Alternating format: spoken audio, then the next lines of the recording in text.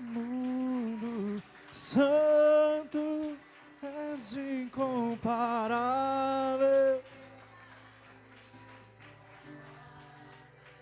Abre os meus olhos, Senhor, mostra quem Tu és e enche o meu coração do amor. Cante com o teu coração, com a tua alma, com o teu espírito. Olha a declaração que você está fazendo para Ele. É uma declaração, é uma oração cantada. Abre os meus olhos, vem, Senhor. Mostra quem Tu és e enche o meu coração do amor.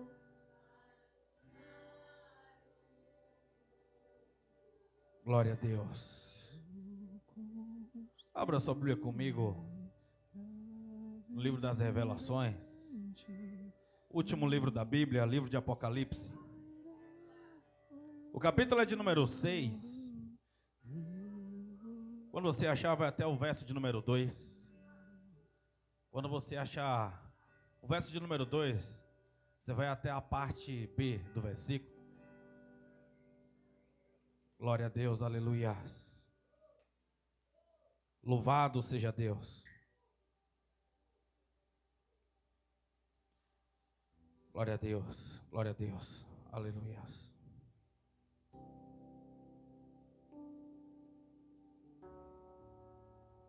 Como você se sente hoje? Um perdedor ou um vencedor? Uma perdedora ou uma vencedora? Deus, Ele não dá o que você pede, mas Ele dá o que você crê que pode receber. São medidas. Para muitos são dados poucos, e para poucos é dado muito, porque fala de capacidade, fala de imersão, fala de confiança, fala de responsabilidade, fala de você andar em uma dimensão que você não conhece, fala de você estar rendido, está pronto para ser mexido, tocado, para que você dê a devida resposta a uma geração fria, rasa e incrédula.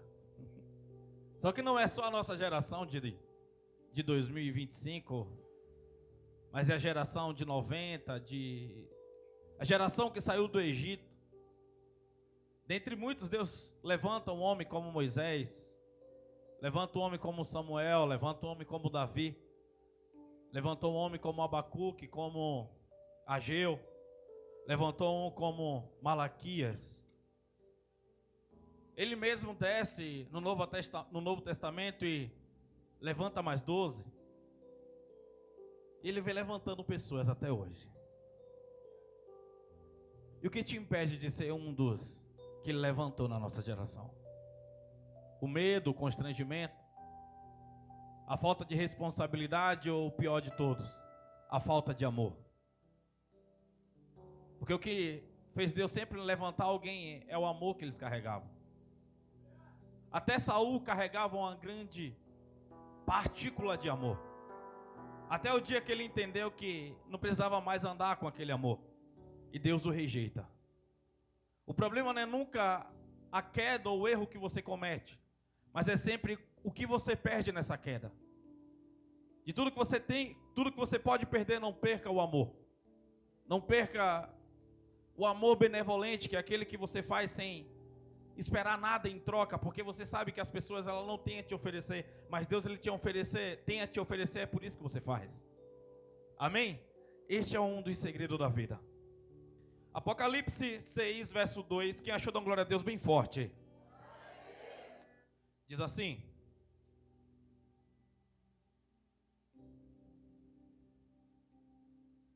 a parte B diz: e lhe foi dada uma coroa, e saiu vitorioso para vencer. Repita comigo, vitorioso para vencer. Pode colocar a Bíblia no teu assento. Você fica de pé comigo só mais uns segundinhos.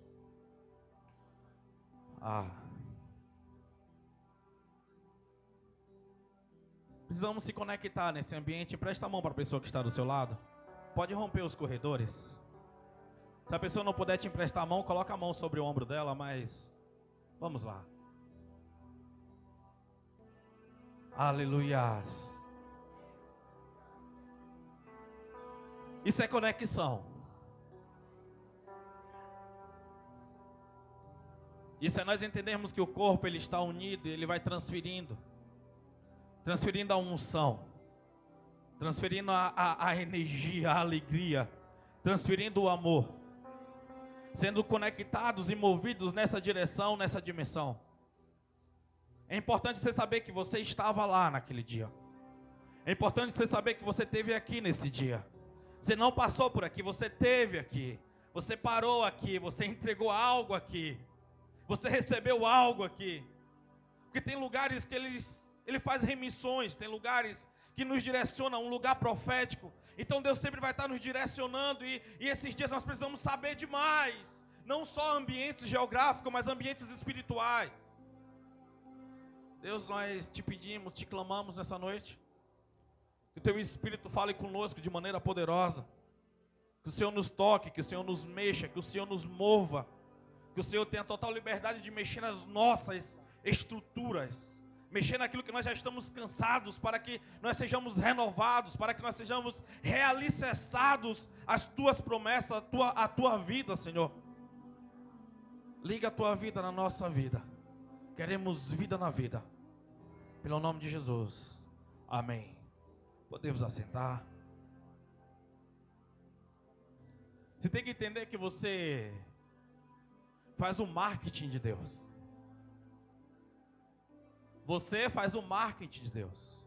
Você faz a propaganda de Deus. Por aquilo que você carrega. Pelas tuas ações, pelas tuas atitudes. Os ímpios não conhecem Deus, eles não leem a Bíblia. Nós somos aqueles que leem, nós somos aqueles que ouvimos aquilo que Deus está falando, aquilo que Deus está liberando em nossa vida. Ou seja, logo eles olham para nós e dizem, Deus agiria assim. Logo eles olham para nós e dizem, aquele povo são os representantes, são embaixadores de Deus. Porque toda vez que o embaixador ele chega em uma província, toda vez que o embaixador ele chega a uma reunião, as pessoas começam a observar porque o jeito dele falar é diferente. A cultura dele é diferente. Então as pessoas observam que tipo de cultura aquela pessoa está trazendo. E nós somos chamados para trazer a cultura do céu para a terra. Nós não levamos a cultura da terra para o céu, mas nós trazemos aquilo que é celeste. Nós trazemos aquilo que é divino. Nós trazemos aquilo que é poderoso para um povo esquecido por eles mesmos. Porque as pessoas estão tão preocupadas, estão correndo atrás de algo que elas não sabem o que é. Quando na verdade ela precisa se conectar ao Criador. Quando na verdade elas precisam se conectar ao Deus Todo-Poderoso. E não é sobre apenas nós se isolarmos em uma ilha e fazermos jejuns absurdos, mas eu me conecto com Deus quando eu me conecto com o próximo. Eu me conecto com Deus quando eu me conecto àquele que está me trazendo problema. Quando eu me conecto com Deus, quando eu me conecto com aquele que está me perseguindo. Porque eu carrego algo que ele não carrega. É o Espírito de Deus, é a unção do Senhor, é a alegria da salvação. É eles olhar para nós e entender que nós carregamos uma alegria que excede todo entendimento. Eles olhar para nós e entender que nós carregamos uma paz que excede todo entendimento. Aqui neste capítulo ao qual nós lemos, a Bíblia diz que o cavaleiro, ele sai vitorioso para vencer. Você consegue entender? Primeiro ele entende que ele é vitorioso. Primeiro ele veste a roupa de alguém vitorioso. Primeiro ele sabe que ele tem uma promessa sobre a vida dele. Primeiro ele sabe que tem um Senhor, um Deus Todo-Poderoso que cuida dele. O cavaleiro branco ele está pronto para poder vencer e romper qualquer barreira. Está pronto para poder viajar para qualquer dimensão. Está pronto porque ele sabe quem é o cuidador dele. Ele sabe quem é o Deus dele. Você já viu uma criança preocupada com os boletos? Você já viu a criança preocupada se vai ter leite ou não? Não, sabe por quê? Porque ela confia nos pais dela. elas confiam piamente. E nisso a Bíblia diz para nós sermos como crianças, se nós queremos alcançar o reino. É nesse momento que nós precisamos entender quanto nós confiamos no Senhor Jesus. É nesse momento que nós precisamos entender o que é que nós estamos carregando e por que nós estamos carregando e por que o Senhor confiou isso a nós. Nós entendemos o tamanho que Ele é, para nós podermos andar, para nós podermos marchar na direção correta. O semblante que Jesus carregava, ele aterrorizava aquela multidão. Você vê Jesus em uma tempestade e ele dormia, porque ele sabia quem ele era, ele tinha o poder sobre a morte, ele sabia que existia um tempo, e nós precisamos entender que quando nós estamos fazendo a missão do Senhor, nós somos guardados por Ele. O apóstolo Paulo, ele não tinha medo de chicotadas, doía, ele não parou de ser humano. O apóstolo Paulo não tinha medo das perseguições que ele poderia enfrentar na estrada. Ele não tinha medo do náufrago, de um barco que estava sossobrando e estava jogando tudo ao mar, mas ele confiava em um Deus. Ele não tinha medo das prisões sombrias de Roma. Ele não tinha medo dos calabouços. Ele não teve medo da morte. Ele diz, o último inimigo a ser vencido. Ele diz que a ausência desse corpo era a presença da glória de Deus. Era alguém que tinha convicções. O que a nossa igreja precisa hoje no Brasil é ter convicções, é ter identidade, é saber o que nós estamos carregando de fato. Você consegue imaginar um Jesus andando pelas ruas da Palestina, acabou o pão, acabou o peixe, acabou a água, e tudo quando olham para ele, vê alguém pleno, vê alguém com a paz, vê alguém como um vitorioso. Senhor, acabou os pães. Senhor, acabou os peixes.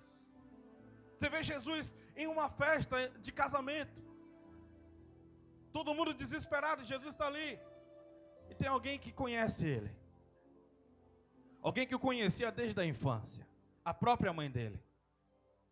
Jesus, acabou o vinho. Vinho representa alegria. Aí Jesus fala, mulher, o que tenho eu contigo? Jesus já estava dizendo algo ali. Eu sou seu filho, mas eu não me submeto a ti. Você está pedindo para a pessoa errada. Então eu imagino agora conjecturando a Maria indo e falando, Espírito de Deus, precisamos do vinho. E logo em seguida ela pedindo, sabendo que ele era vitorioso, sabendo que ela era vitoriosa por aquilo que ela carregou um dia, por aquilo que ele era, e próximo de quem ela estava, ela já dá uma ordem para os mestres, sala, dizendo, faça tudo quanto ele disser. Ou seja, ela já tinha convicção daquilo que o Senhor era. Hoje nós oramos às vezes e nos apegamos ao desespero. Às vezes nós oramos e vem uma forte onda de medo que nos desabilita, e nós acabamos criando uma esfera do caos, porque nós temos uma fé criativa. Nós produzimos aquilo que sentimos, nós produzimos aquilo que cremos. Se você sente medo, vai vir sobre você. Você sabe por que um cachorro te ataca? Porque quando você está com medo, você libera um feromônio, um cheiro. E ele entende, ele ataca você por instinto. Se você está com medo, então quer dizer que você vai atacá-lo. Então, como uma forma de proteção, ele te ataca primeiro, porque o medo tem um cheiro. Os espíritos das trevas também vê isto emanando de você. Mas quando ele vê alguém como Jesus atravessando um mar, depois de uma grande tempestade, eles perguntam, filho do homem, o que tenho eu contigo? Ainda não é chegada a hora. Eles tentam negociar com Jesus pela face que ele carregava, a face de alguém que era vitorioso. Jesus, ele andava por aquelas ruas e as pessoas iam atrás dele porque eles se sentiam abraçados por Jesus, e não precisava dos braços de Jesus sobre os ombros dele, mas a esfera que Jesus carregava fazia com que todos se sentiam assegurados, fazia com que todos se sentiam totalmente abraçados. Você consegue imaginar a fisionomia de Jesus na crucificação? É algo desesperador, sabendo que ele iria morrer, sabendo que ele iria ser crucificado, sabendo que ele passaria uma forte perseguição, uma forte agressão. ele faz a ceia ali, alguém muito pleno, a fisionomia de Jesus deixa aqueles homens assustados. Porque Jesus fala, eu vou morrer. Jesus fala, mas eu vou ressuscitar. Eu quero que você entenda, abra comigo Marcos, capítulo 14.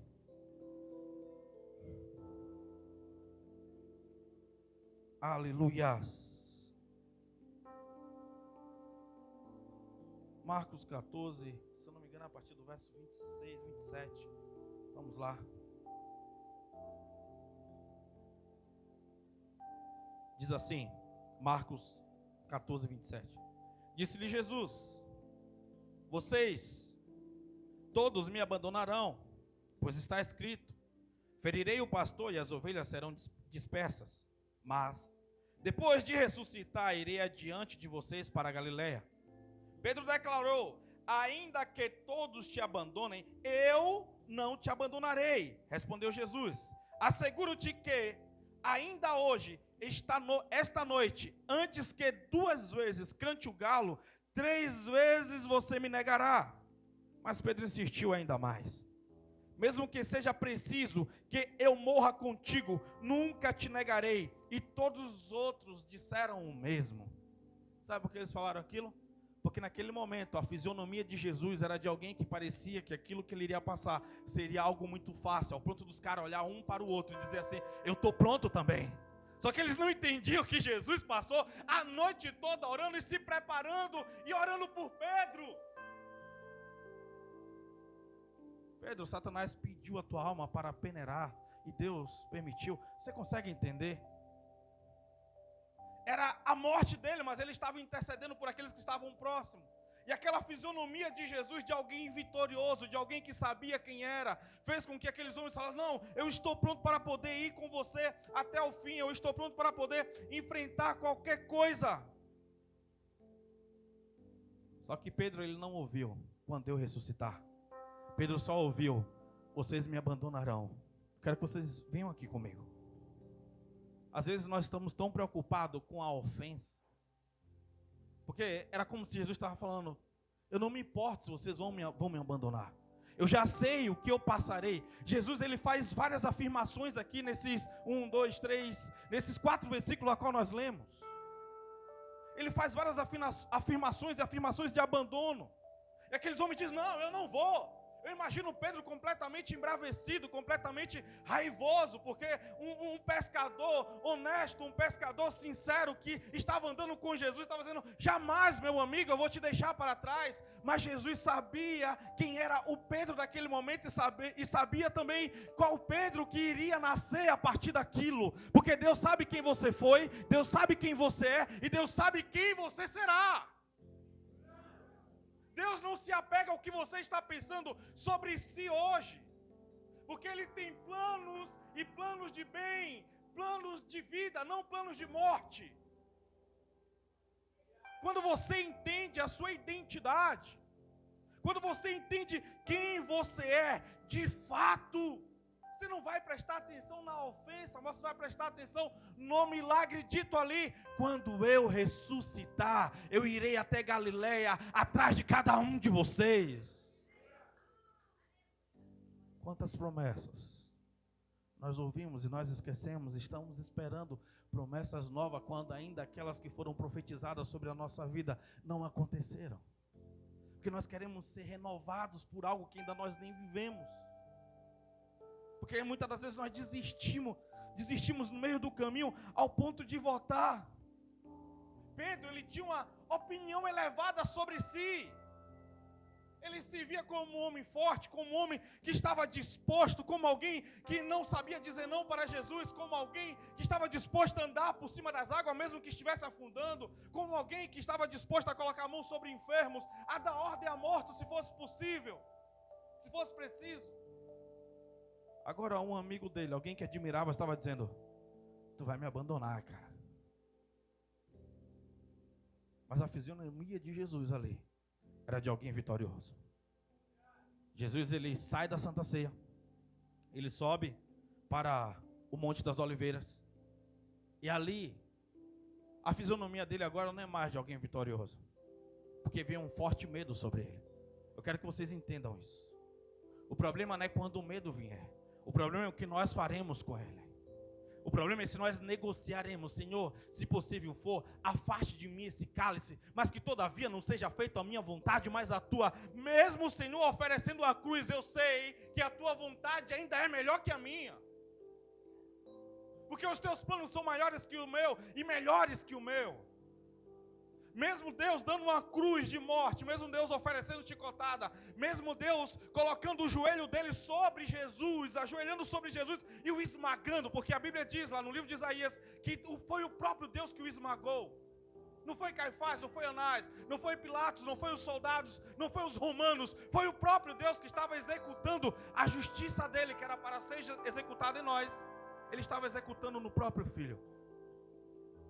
Mesmo assim Jesus dizia: que não seja feita a minha vontade, mas a tua. Às vezes Deus só fala bem assim: eu não quero que você se relacione com essa pessoa. E você faz orações para Deus mudar de ideia.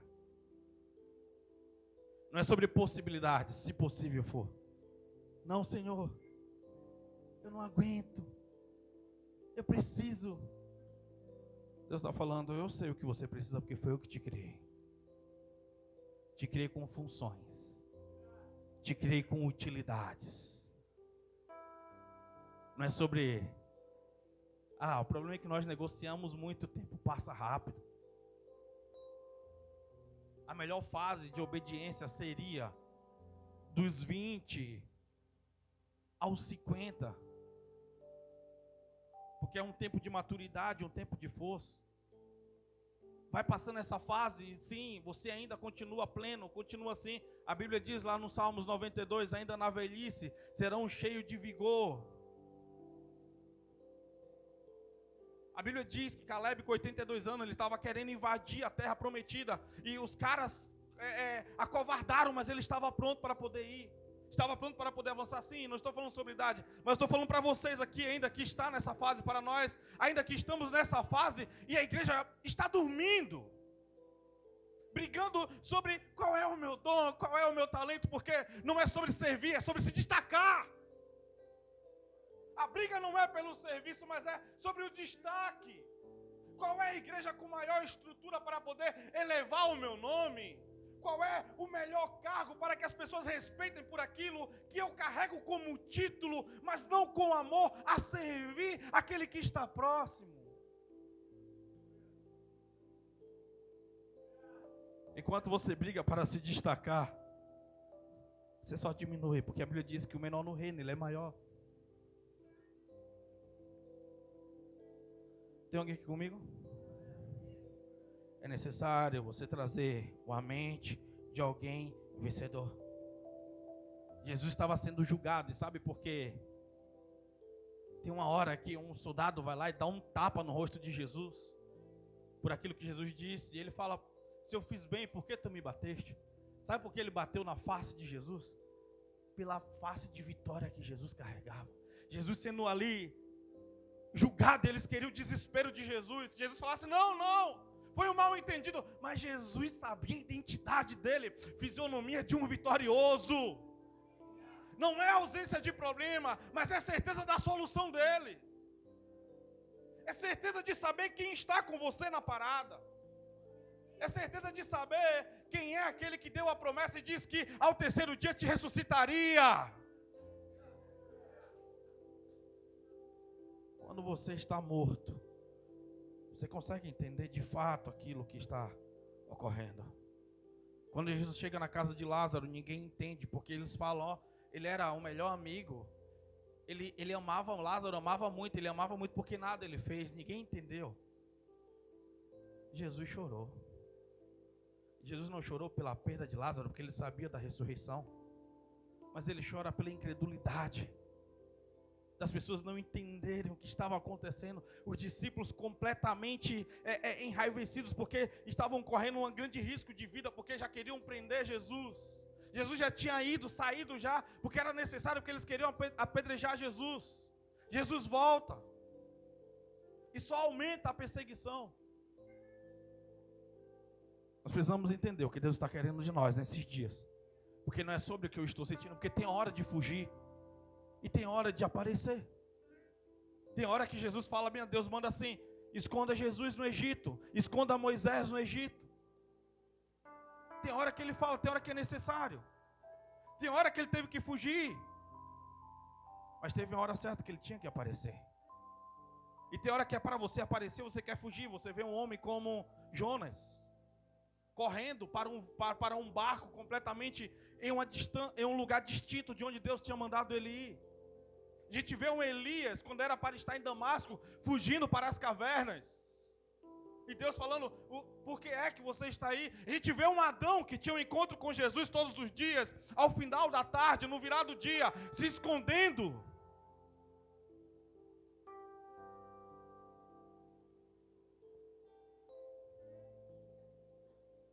Pergunta para a pessoa do lado, até quando você vai continuar fugindo?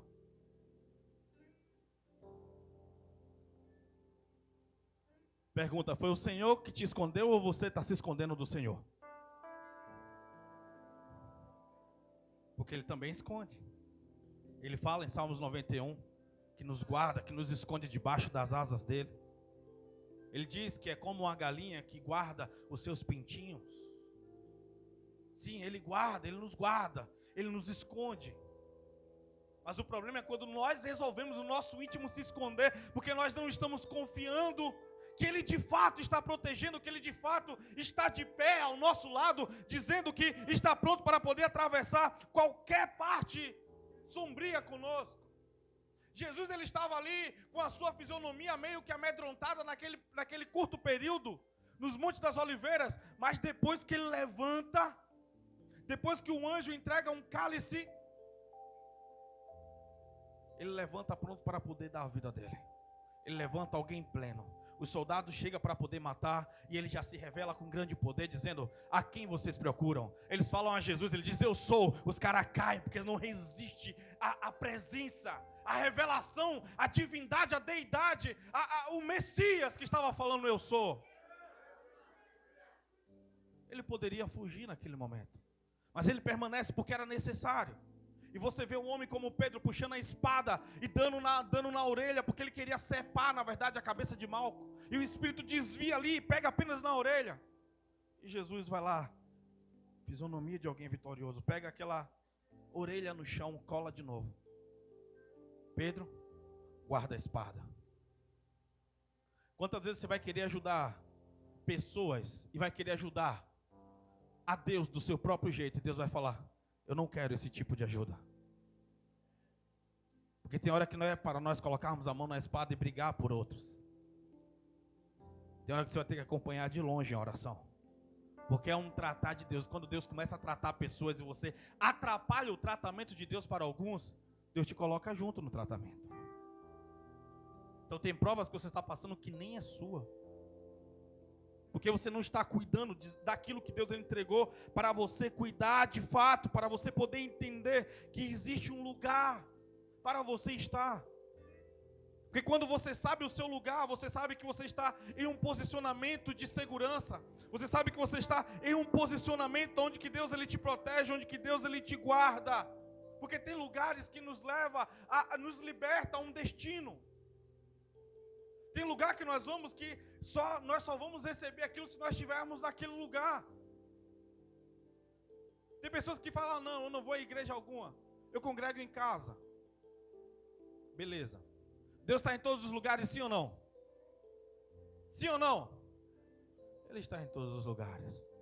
Mas tem lugar que você vai ter que ir, se você quer que uma chave seja virada. A gente vê uma mulher como Ana. Ela orava, ela estava chorando, ela estava amargurada. Ela não estava como alguém vitoriosa. Ela se sentia uma derrotada. Porque todo dia tinha uma mulher chamada Penina, uma rival, a qual humilhava ela, a qual dizia, você não é ninguém, você não pode gerar filhos. Mas sabe quem fechou a madre de Ana? Você sabe quem foi? Foi os demônios? Não, foi o próprio Deus que diz que fechou a madre de Ana. Você consegue entender? Mas tinha alguém ali que ia liberar o destino profético, não apenas de Ana. Fala comigo. Ana, Eucana, Eli, Ana, Samuel, Davi, Jesus. Olha a ligação. Parecia ser muito distante, mas foi o quê? Foi através de Ana que veio o primeiro juiz. Foi através de Ana que veio aquele que consagrou o primeiro rei. Foi através de Ana que esse rei gerou outros reis até chegar a Jesus. Um destino profético, você consegue entender? Porque ela resolveu ir. Na verdade, a Bíblia diz que todo ano era de costume ela subir até Siló e entregar os sacrifícios. Ela estava ali orando, orando, orando, orando, orando. Mas Deus ainda não tinha ouvido a oração dela. Sabe por quê? Porque ela ainda não tinha tomado posse. Porque ela ainda não cria. Ela pedia, mas não acreditava. Vem aqui comigo. Ela pedia, mas ela ainda não tinha tomado posse daquilo que o Senhor entregaria para ela. Se eu não me engano, é lá no verso 18 de 1 Samuel, que diz assim. Vamos lá. 1 Samuel 1:18, se eu não me engano, vamos lá. Ela disse: espero que sejas benevolente para com tua serva. Então ela seguiu seu caminho, comeu, e seu rosto já não estava mais abatido. Você consegue entender? Ela mudou o rosto. A fisionomia dela agora era de alguém vitoriosa. Não era mais alguém amedrontada, não era mais alguém que estava carregando um choro preso na sua garganta, não estava carregando uma depressão no seu coração, mas era alguém completamente vitorioso, era alguém com um semblante que recebeu uma palavra profética sobre a vida dela, que recebeu uma palavra de vida, recebeu uma palavra que ia mudar não apenas a história dela. Eu quero que você entenda, não é apenas sobre a sua história, mas é sobre a história de uma nação, é sobre a história de um território, é sobre a história de um país. Só porque ela chegou naquele lugar, tinha um homem que liberou um destino profético na vida dela. Ela traz quem? Ela traz Samuel. Samuel, ele se torna um homem muito poderoso. Samuel, no discurso dele final de vida, ele fala em público: se tem alguém que eu feri, se tem alguém que eu enganei, por favor, coloque-se de pé que eu quero pedir perdão. Você consegue entender a índole desse cara? Você consegue entender o que ele carregava? Quando você entende quem você é de fato, Deus, ele começa a te levar por um caminho completamente diferente do que você conhece, do que você está acostumado. Porque tem lugares que é necessário. O tanque de Bethesda ou de Betsaida era um lugar que as pessoas iam para a cura. As pessoas iam para ser curada. Então Jesus se encontra com um homem. E aquele homem, ele é o quê? Ele é curado. Aquele homem, ele volta a enxergar. A mulher do fluxo de sangue, ela busca Jesus porque, lembra, acho que foi alguns dias atrás que eu preguei, que Jesus, ele liberou os 70 discípulos, a qual ia de 2 em 2 passando, Jesus vai passar aqui tal dia, Jesus vai passar aqui tal hora. Então as pessoas se preparavam. Então aquela mulher do fluxo de sangue, ela esperou estrategicamente para poder tocar nas orlas de Jesus e ser curada. Tem lugar que você vai ter que ir se você quer ser tocado. Alguém como o cego Bartimeu, ele sabia que Jesus passaria ali, então ele começa a gritar: Jesus, filho de Davi, tem compaixão de mim. Jesus, filho de Davi, tem compaixão de mim. Alguém vai lá e diz: ei, tu está incomodando, cara. Cala a boca. Ele grita mais alto ainda. Sabe por quê? A vitória dele estava passando ali. Ele estava pronto para poder vencer. Alguém vitorioso. Jesus parou toda a multidão. Quem está me chamando? Tragam-o aqui. Você consegue entender os encontros que você tem com Jesus quando você entende o que você está carregando e por que você está carregando? Você vê um homem como Zaqueu, sabendo que Jesus iria passar, ele sobe em uma figueira e Jesus o avista de longe. Jesus vai ter um encontro com ele na casa dele. É necessário você entender aonde você quer chegar. Você vê um homem como Jó, com a sua fisionomia, perdeu fazenda, perdeu gado, perdeu ovelhas, perdeu jumento, perdeu filhos, perdeu tudo. E tudo que ele tinha na sua fisionomia era um rosto de alguém vitorioso. Deus me deu e Ele mesmo tomou. Bendito seja o nome do Senhor. Você sabe o que é ter confiança, ter certeza de quem é o Senhor?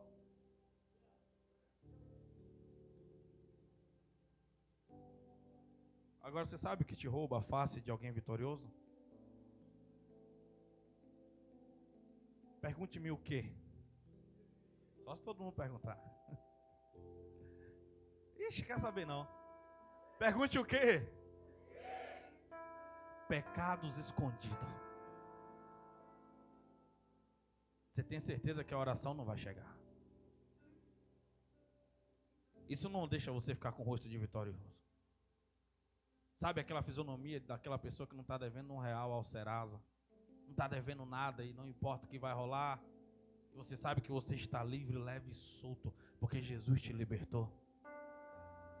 Então a pergunta é: por que não confessar? Por que não abandonar este pecado hoje e virar a página da tua vida?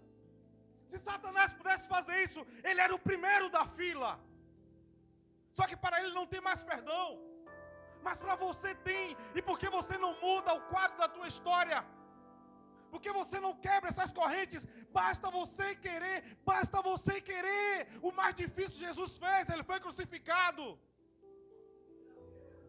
Foi transpassado uma lança nele. Foi transpassado 3 pregos. Foi transpassado uma coroa de espinho de aproximadamente 8 centímetros. Era mais difícil. Para você basta analisar a tua vida e dizer: eu me arrependo. Eu não quero isso mais para a minha vida. Eu quero ser vitorioso e você vai ver a tua vida mudando. Mas nesse momento que eu estou falando, é como se viesse uma mão te pegando debaixo dessa cadeira e te puxando, dizendo que é incapaz, dizendo que você não consegue. Mas a Bíblia diz: eis que te proponho hoje a vida e o bem, a morte e o mal. Se procederes bem, certamente serás aceito. Você consegue entender o que Jesus está dizendo? Porque o salário do pecado é a morte, mas o dom gratuito de Deus é a vida eterna em Cristo Jesus, nosso Senhor. Curve a sua fronte. Eu vou te dar alguns minutos para você poder conversar com Jesus. Vamos lá.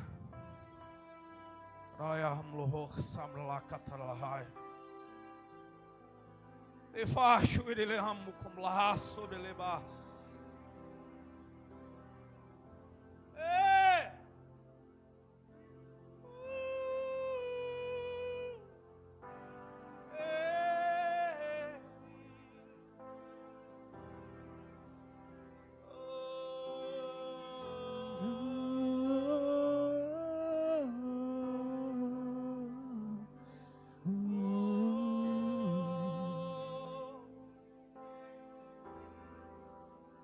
Quando ele chega, muda tudo.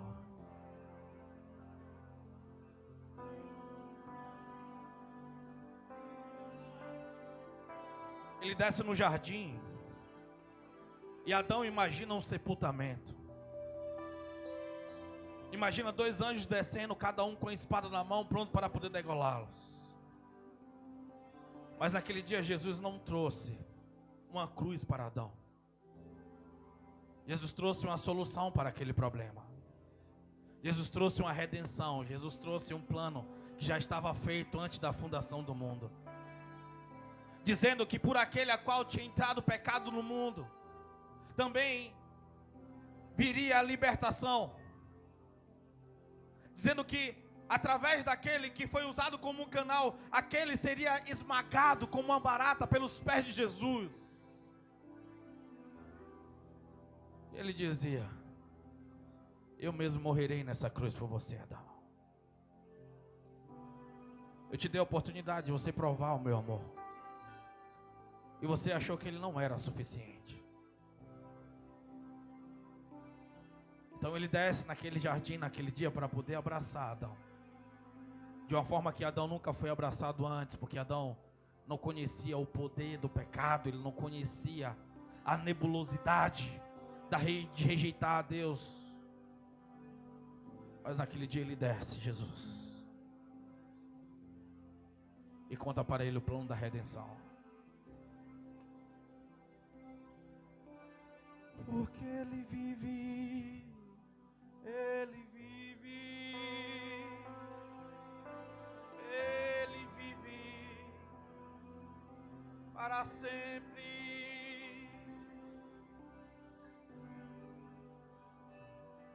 Deixa quebrar esse jugo nessa noite. Confessa para ele, eu sei que é difícil, mas você precisa sair dessa noite com a face de um vencedor. Ele saiu vitorioso para vencer. Aleluia!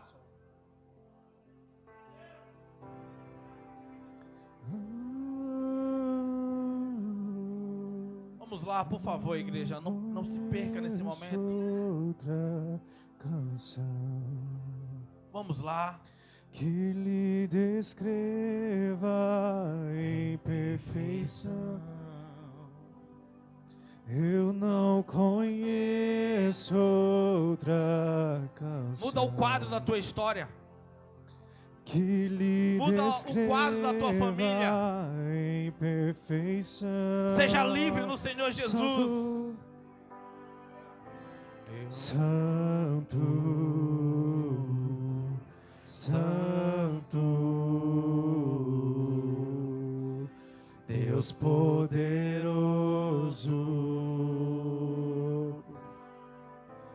Santo, Santo, Deus poderoso, eu não conheço outra canção que lhe descreva em perfeição. Eu não conheço outra canção que lhe descreva em perfeição. Senhor Jesus, Santo, ouça a oração dos teus filhos nessa noite, Pai. Santo, Vai virando essa chave, Senhor. Deus poderoso, Seja curado, seja curada nessa noite. Não fuja, não fuja. Não seja como Jonas, não seja como Elias. Mas entenda o tempo do Senhor.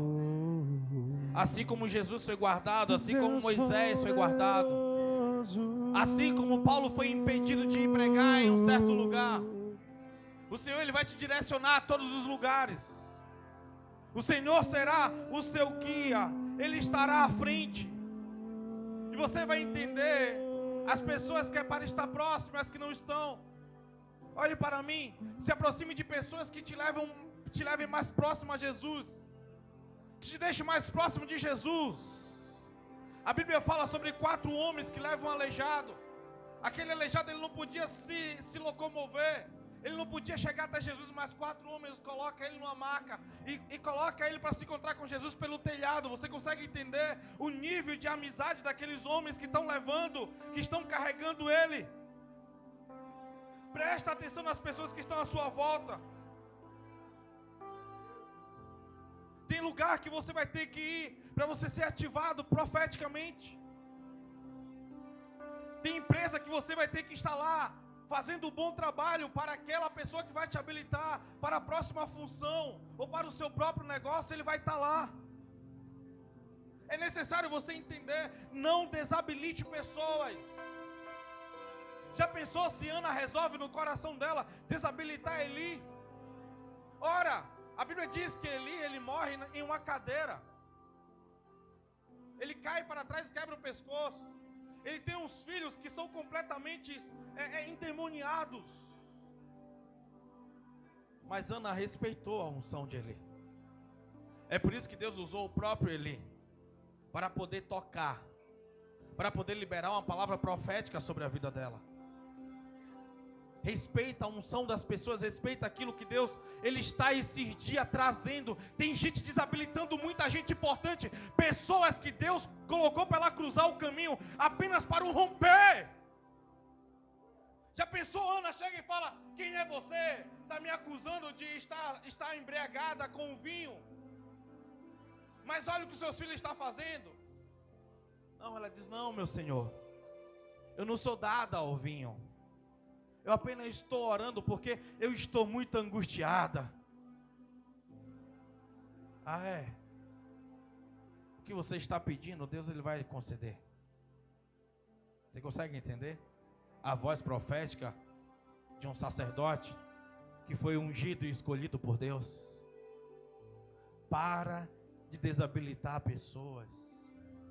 Para de procurar confusão com pessoas que Deus separou e um dia prestará conta com Deus. Mas você está resolvendo desabilitar. Você está resolvendo, como é que diz, liberar palavras de morte.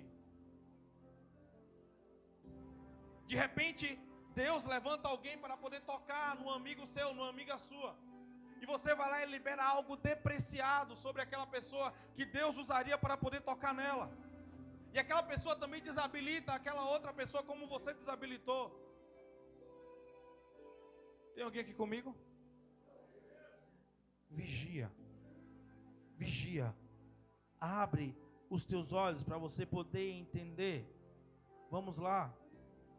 O choro de Ana era diário. Era todo dia, era alguém derrotado. O prazer de Penina era ver Ana ao chão. Ela cada vez que via, sabe por quê? A tua fraqueza e o teu rosto abatido é alimento dos teus inimigos. Você não consegue entender?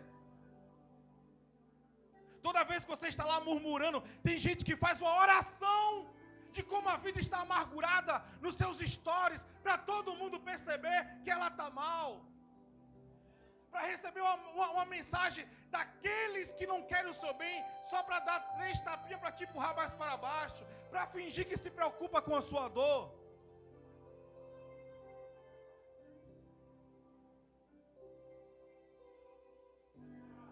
Desperta. Para de ser esse amargurado, essa amargurada. Para de ser, tem pessoas que nunca vai conseguir um relacionamento, sabe por quê? Porque a identidade dele é de alguém piedoso, é de alguém que merece que as pessoas tenham dó dele, porque a história dele é uma história de sofrimento, a história dela é uma história de sofrimento. Pessoas não gostam de se misturar a perdedores. A pessoa gosta de olhar para outra e entender que é um vencedor. Quem chega em você por causa da sua dor, ela não conta com você, ela sabe que você é fraco, ela vai fazer a ação boa dela do dia e depois ela vai seguir a vida dela.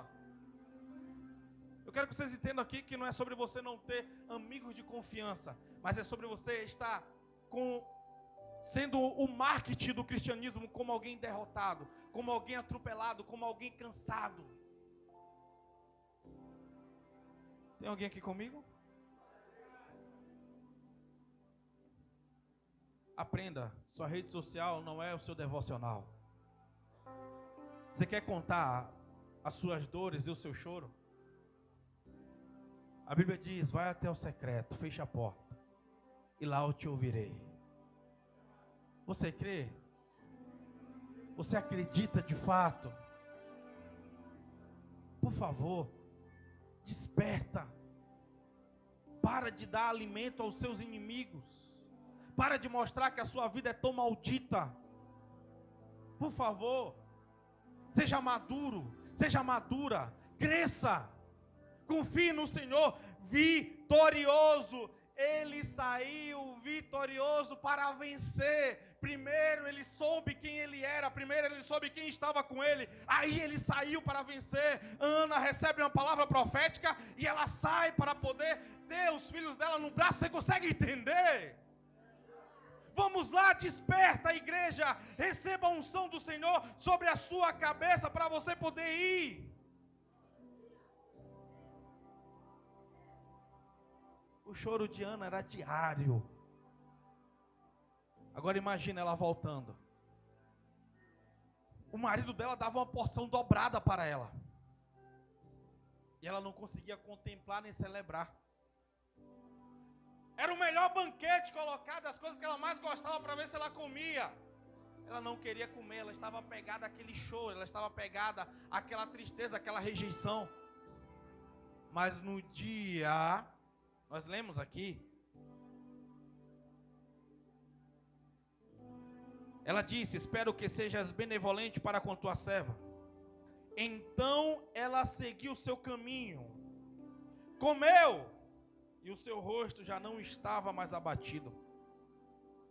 Na manhã seguinte, eles levantaram e adoraram ao Senhor.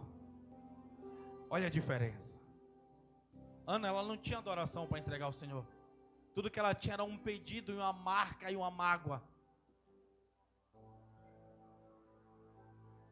Mas a partir do momento, você vê um homem, já estou encerrando. Você vê um homem como Davi. Davi, ele peca e a justiça de Deus vem sobre a casa dele. E ele passa o quê? 7 dias chorando, orando, por quê? Traziam comida para ele, ele não queria porque ele estava orando, para que o filho dele não morresse. E aí fazem tudo, traz a melhor comida, o rei, não quero. Ele rasga as vestes, ele está ali clamando, até o momento que chega bem assim, diz Davi: seu filho morreu. Ele levanta, vai tomar um banho, faz a barba, corta o cabelo,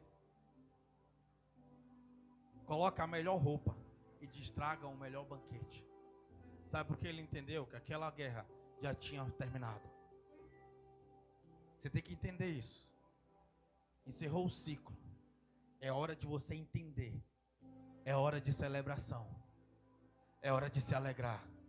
O Senhor reina, Ele não me ouviu, a página virou. Preciso viver, preciso continuar. Preciso continuar cuidando do reino. Preciso continuar cuidando das coisas. É necessário.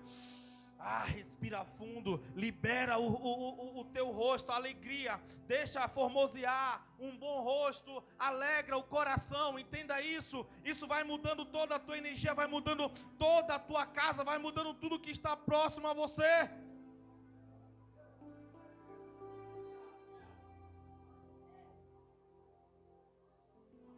Deus não vai te dar o que você quer, Ele vai dar o que você acredita que pode receber. Quando você veste essa roupa, as coisas mudam completamente, porque você sabe quem é o Senhor. Tenho vivido coisas com Deus assim, vou te falar, porque eu sei o que eu posso receber dele e como as coisas acontecem, como as coisas fluem. Está na hora de você despertar, está na hora de você acordar. Quando vem notícias que é para poder abalar minha estrutura, para poder descer a minha energia, eu cancelo isso em nome de Jesus. Senhor, cuida, guarda. Você acha que eu vou curtir o sofrimento? Tome hino de adoração. Porque Ele vive, posso crer no amanhã. Vamos adorar. Não vai abaixar. Satanás, ele quer abaixar a nossa unção, porque quando o medo vem, quando chega o desespero, o que é que nós queremos? Queremos ficar amedrontados, escondidos lá no canto, não queremos ver ninguém, não queremos ir a lugares para poder liberar o nosso destino profético, não queremos cultuar, não queremos ver os irmãos, não queremos oração, queremos aquele amigo que vai ouvir a nossa dor, não vai dar conselho nenhum, e ele vai dizer: nossa, ele fez isso com você, ela fez isso com você, que dó. Aí, eu sofro, eu só faço bem, só me ferro. Aí o diabo vai se lascou. Mas na hora que vem toda essa condenação, você está amarrado em nome de Jesus. Jesus, cuida dessa para mim, me dá estratégia, me dá sabedoria. Aí vem abrindo assim, aí Satanás fala: rapaz, não dá mais para atacar ele nessa área, não dá mais para atacar ela nessa área, temos que mudar a estratégia. Não seja parado sempre com as mesmas coisas, não seja parado sempre com as mesmas pessoas. Tem sempre um cavalo de Satanás que está parando a tua vida há mais de 5, 10 anos, há mais de 2, 3 anos. É a mesma pessoa, ela é atacada e você é atacado junto. A notícia vem sempre por esse canal. A Aí tu desabilita pastor, tu desabilita profeta, mas não desabilita aqueles que estão fazendo mal a você. Para de ser cavalo de Satanás.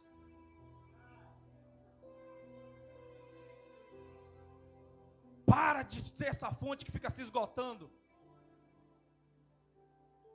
Reanima. Se tiver intimidade com essa pessoa no lado, dá 3 tapas fortes nas costas dele e fala: reanima. Dá na perna esse se ficar ruim para. Reanima. Desperta. Vitorioso. Profetiza sobre ele vitorioso. Aleluia. Se coloca de pé e vamos orar aí, em nome de Jesus. Senão eu vou jogar esse microfone aqui na cabeça de um. Vamos, glória a Deus. Aleluia. Aleluia. Vamos lá. Aleluia. Glória a Deus.